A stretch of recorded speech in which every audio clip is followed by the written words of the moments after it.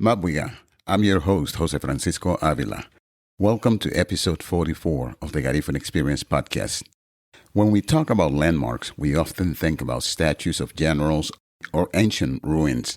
But for the Garifuna diaspora in New York City, our landmarks are born from struggle, from the pavement of the Bronx, and sometimes from the ashes of tragedy. Today, we are visiting 1959 Southern Boulevard.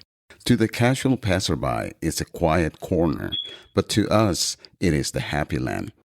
On March 25, 1990, 87 people lost their lives at a fire there. Most of them young Garifuna immigrants from Honduras. Today, we explore how a site of immense pain became a landmark of resistance, identity, and the catalyst for a movement that has finally reached the halls of Congress. The night the music stopped. To understand the resistance, we have to understand the loss. In 1990, the Garifuna community in the Bronx was tight-knit, but largely invisible to the wider city. The Happy Land Social Club was our sanctuary. It was there you went to hear punta, to speak Garifuna, and to feel the salty air of a Garifuna village in the middle of a New York winter. The Happy Land Social Club fire was an act of arson that took the lives of 87 people on March 25, 1990, in the Bronx, in New York City. The fire was the deadliest in New York City since the Triangle Shirtwaist Factory in 1911, and the most horrific mass murder New York City had ever known until 9/11. 87 victims were trapped in the unlicensed Happy Land Social Club, located at 1959 Southern Boulevard in the West Farm section of the Bronx. 87 souls in a single night. Almost every Garifuna family in the Bronx was touched by grief. Decades later, the Bronx continues to honor the memory of the 87 victims, ensuring that their names and stories are never forgotten, and that the future generations remain vigilant in advocating for safety, dignity, and justice for all communities. But this is where the resurgence begins. In the aftermath, the city didn't know who we were. Although the Garifuna people have been migrating to the United States in search of a better life since the 1930s, the community was virtually obscured in New York City until the Happy Land Social Club fire. It was through the Happy Land Social Club fire that New Yorkers discovered the Garifuna people.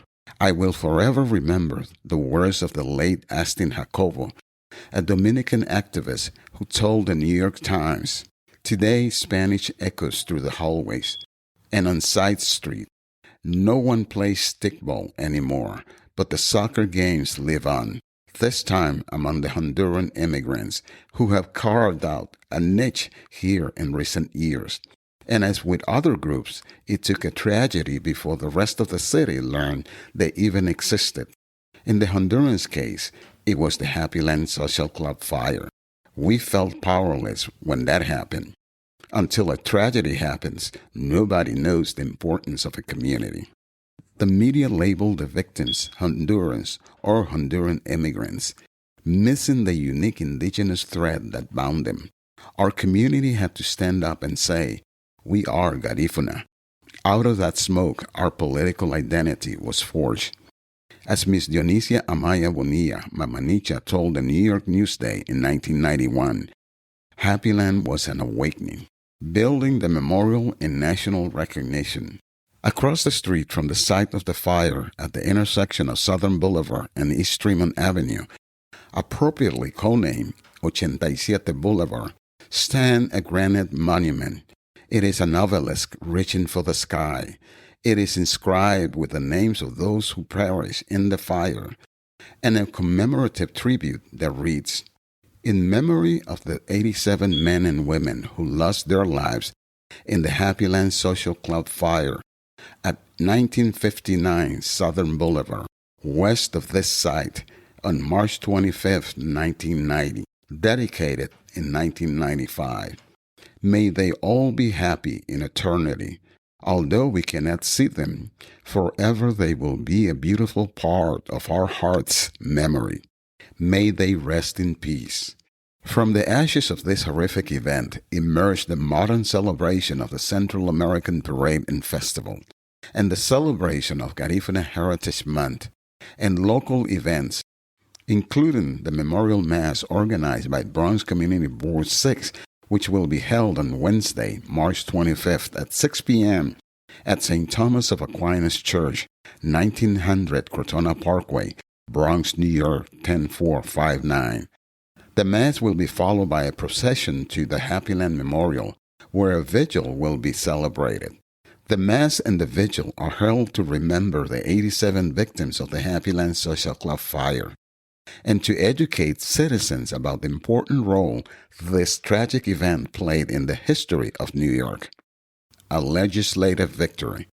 Just recently, Representative Richie Torres submitted House of Representatives Resolution 1123.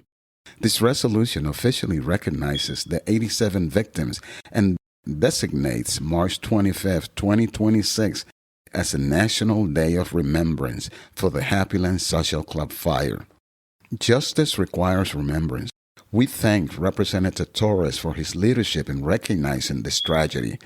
This resolution honors the resilience of the survivors and the families of the victims, ensuring that their struggle and their enduring presence remain a recognized part of New York City's and our nation's history. This isn't just a Bronx story anymore. It's an American story. It's a Garifuna story recognized at the highest level of government. The Six to Celebrate brochure. Resistance also looks like preservation. We are thrilled to announce the launch of the Six to Celebrate brochure titled The Garifuna Diaspora, Tuesday, March 24th at 6 p.m. at Storyland The Bronx Bookhaven, 652 Exterior Street, Bronx, New York, 10451. This project is a partnership between the Historic Districts Council and the Garifuna Coalition USA, Inc. It's a guide for a walking tour of our history. It features the Happy Land Memorial and other sites that tell the story of our long and enduring presence in New York City. These are not just buildings, whether it's the former Santos Batiste Social Club, El Parque de los Trujillanos, the former site of Hamala Liwagucha, or the 87 Boulevard street sign. These are landmarks of existence. Every time a Garifuna flag is raised at a Bronx street corner, that ground becomes a landmark of resistance. It's the refusal to disappear. The next generation. As we wrap up episode 44, we ask, what do these scars mean to the Garifuna youth? For a 20-year-old Garifuna American born in the Bronx, Happy Land might feel like a story from the ancient past. But when they see that congressional resolution or hold that Six to Celebrate walking tour brochure, they see that they come from a people who cannot be erased. They see why we fight for census data equity and why we are mobilizing now for Census 2030 and why we keep the drums of our fathers beating. Our resistance is our remembrance.